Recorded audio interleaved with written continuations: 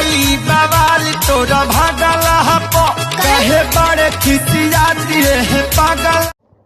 भाई लोग नमस्कार, आप देख रहे हैं भोजपुरी स्टार न्यूज़ और भोजपुरी स्टार न्यूज़ में आपका स्वागत है। तो आज एक आपको बहुत ही खास अपडेट देने वाला हूं जो खेसारी लाल यादव जी से जुड़ा हुआ है और राइटर पवन पांडे जी से।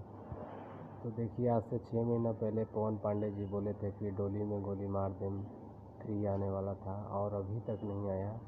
तो ऐसा नहीं करना चाहिए उनको, काहे कि अब देखिए नवंबर चल रहा है, वो बोले थे कि नवंबर तक रिलीज़ हो जाएगा, अभी तक कोई अपडेट नहीं हुआ है।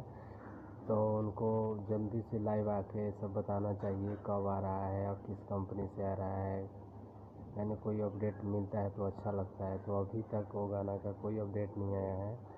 तो प्लीज़ पवन पांडे जी से रिक्वेस्ट है कि उनका ज़रूर आए और लाइव आके बताएं कि कब आ रहा है डोली में गोली मार दें 3। तो बहुत अच्छा लगेगा। तो देखिए क्या हो रहा है। अगर आप लोग नए हैं तो मेरे चैनल को सब्सक्राइब कीजिए, शेयर कीजिए, लाइक कीजिए। प्लीज़ दोस्तों, धन्यवाद। जय हिंद।